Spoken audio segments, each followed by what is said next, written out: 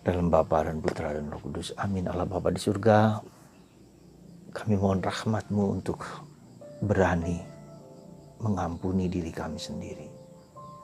Mengampuni orang-orang yang bersalah kepada kami. Entah itu orang tua kami, entah itu teman kami, entah itu saudara kami, atau siapapun juga yang telah melukai hati kami.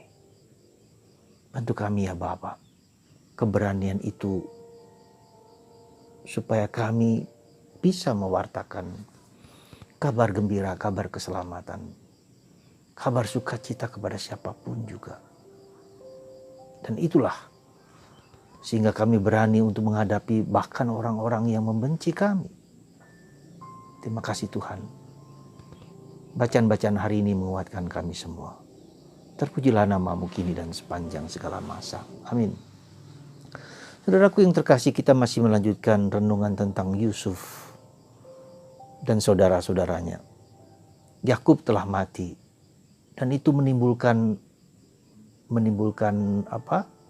ketidaknyamanan dan ketakutan saudara-saudara Yusuf.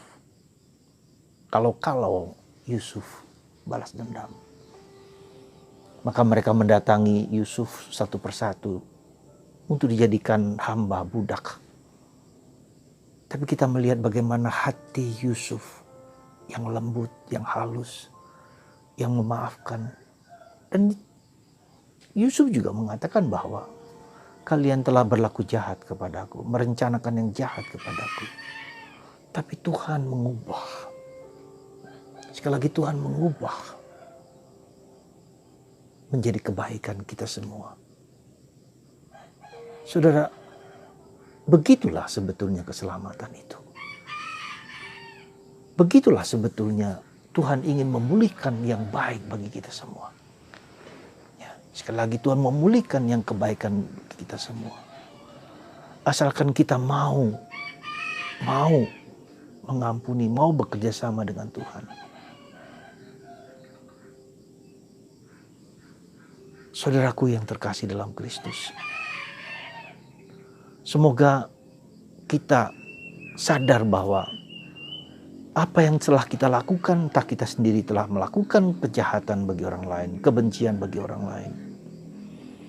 Ya, kita mengampuni siapapun atau orang lain yang telah berbuat jahat kepada kita.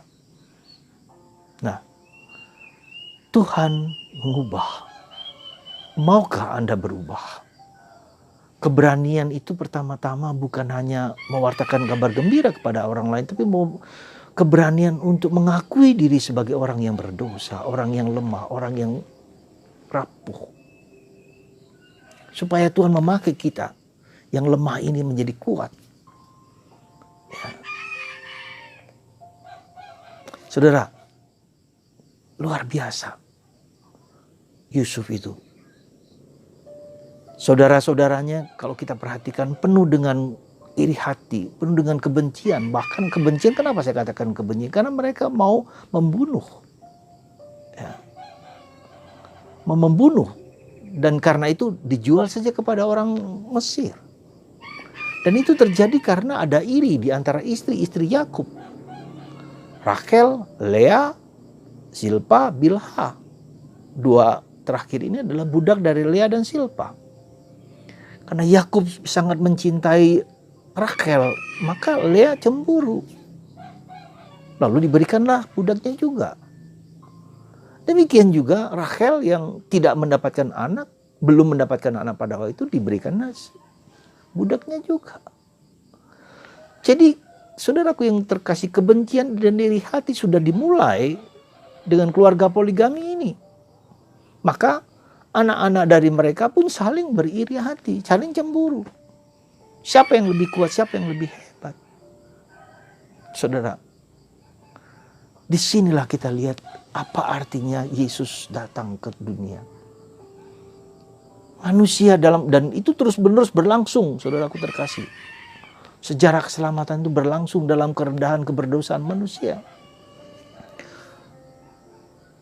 Kedua belas suku ini juga saling bertengkar satu sama lain. Bahkan mereka menjauh dari Tuhan. Menjauh dari Tuhan sekali lagi. Ya. Sehingga Tuhan menghukum mereka. Tuhan memberikan kepada mereka hakim-hakim, Tuhan memberikan kepada mereka nabi-nabi. Tak mampu, dan bertahun-tahun, berabad-abad bahkan mereka jatuh dalam dosa penyembahan berhala jauh dari Tuhan. Tapi disinilah kita lihat Tuhan luar biasa. Ya, Tuhan luar biasa. Mendampingi kita, mendampingi mereka, dan tetap terus mewujudkan rencana keselamatannya.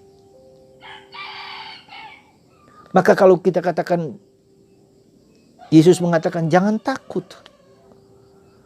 Jangan takut itu adalah sesuatu yang bukan hanya bahwa kita tidak boleh takut, tapi dari mana akar ketakutan itu? Akar ketakutan itu karena boleh dikatakan karena masa lalu kita. Karena ada kebencian, ada kemarahan, ada dosa, ada luka batin, ada woundedness dalam diri kita. Sehingga kita tidak berani mengungkapkan apa yang benar. Karena kita sudah terluka, sudah berdosa. Ya. Dan itulah saudaraku yang terkasih dalam Kristus. Ketika Yesus mengatakan jangan takut karena rambut kepalamu pun akan kuhitung untuk mewartakan kabar gembira. Diejek, dihina, diperlakukan tidak adil pun jangan takut. Tetapi kenapa kita takut? Ya karena kita punya luka-luka masa lalu kita yang belum selesai. Kita belum bisa menerima diri kita apa adanya. Kita belum bisa menerima orang lain yang berbeda dengan kita apa adanya. Dan itu kita lihat dalam pengalaman ya, dari Yakub dan anak-anaknya. Yakub pun bertengkar dengan saudaranya Esau. Coba perhatikan. Jadi kita lihat dosa itulah menyebabkan kita keterlukaan, keterpecahan, dan ketakutan-ketakutan dalam hidup kita semua. Maka bayangkan ketika Yesus bangkit, apa kata pertama yang muncul ketika bertemu dengan Maria Magdalena? Jangan takut. Nah, disitulah Yesus mengubah ketakutan itu menjadi damai. Orang yang takut adalah orang yang kurang beriman. Tetapi kita tahu bahwa kita harus tahu bahwa Tuhan telah mengampuni dosa-dosa kita. Tuhan telah mendamaikan hidup kita semuanya. Ya. Disitulah akarnya. Maka kita harus belajar mau dengan sendirinya untuk diubah oleh Tuhan. Ya. Kita mau diubah oleh Tuhan. Kita mau diampuni oleh Tuhan.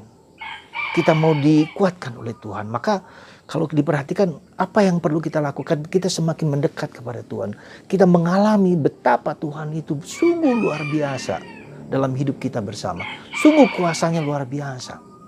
Kalau kita perhatikan bangsa Israel yang waktu itu masih kecil, masih sedikit, ya, tapi dimenangkan oleh suku-suku lain yang begitu besar. Bagaimana bangsa Israel didampingi oleh Allah, ya, ketika perjalanan dari Mesir menuju Israel, ada malam hari ada lampu sinar. Dari mana itu? Malaikat-malaikat di depan, luar biasa pendampingan Tuhan. Nah, jadi kita tidak takut kalau kita bersandar kepada Allah. Kita mengalami kasih Allah. Dan Tuhan mengatakan jangan takut, aku besertamu. Dan Kristus memberikan kepada kita Roh Kudus, Roh Allah sendiri. Supaya kita tidak takut, kita didamping. Bahkan kalau kita dibunuh sekalipun. Seandainya diperlakukan dengan kejam sekalipun. Dan itu kita lihat dalam diri para rasul. Yang tadinya takut karena Yesus wafat. Dengan adanya Roh Kudus, mengalami Kristus yang bangkit dan menyatakan diri Yesus yang bangkit, yang mulia bersama-sama dan menampakkan diri kepada mereka dan Roh Kudus, mereka menjadi luar biasa. Petrus bahkan mau disalib terbalik. Paulus dan semua rasul, hampir semua rasul martir kecuali Yohanes, pengarang Injil. Nah, saudara, apa kuncinya? Sekali lagi, kuncinya adalah pengalaman akan Allah. Ya. Ketika kita mengalami Allah yang mendampingi kita, ketika kita mengalami Allah yang beserta kita, ketika kita mengalami Allah yang hidup bersama kita, tak satu pun yang membuat kita takut.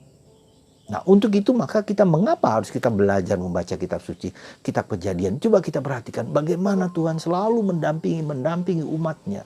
Sampai kemudian Yesus yang dianugerahkan kepada kita, yang adalah Allah menjadi manusia. Dan kemudian memberikan Roh Kudus kepada kita. Dan kita orang Katolik diberikan Bunda Maria. Luar biasa. Ketakutan itu sebabnya karena saya bersandar kepada diriku sendiri. Bersandar pada kelemahanku sendiri. Bersandar pada kerapuhanku sendiri. Tapi kalau kita bersandar kepada Tuhan dan mengalami Tuhan, saya yakin kita tidak takut mewartakan Kristus, kerajaan Allah kemana-mana. Mari kita bersandar pada Yesus, bersandar pada Roh Kudus. Dan ini bagian dari kita adalah kita latihan terus-menerus berkorban, membaca kitab suci, berdoa, hening, diam, doa rosario, supaya kita mengalami Tuhan yang hadir dan hidup dalam diri kita. Tanpa itu, tanpa latihan tidak mungkin, saudaraku terkasih. Mari kita melatih diri kita sendiri, ya, untuk berada dekat dengan Tuhan. Semoga Anda dan saya dan kita semua berani meluangkan waktu, berani berkorban untuk mengalami Allah. Dan itulah yang menjadi kunci bahwa kita tidak takut. Tuhan memberkati Anda semua dengan kasih karunia yang melimpah. Dan Anda dilindungi dari segala macam virus dimanapun juga. Berkat Tuhan dalam Bapa dan Putra dan Roh Kudus. Amin.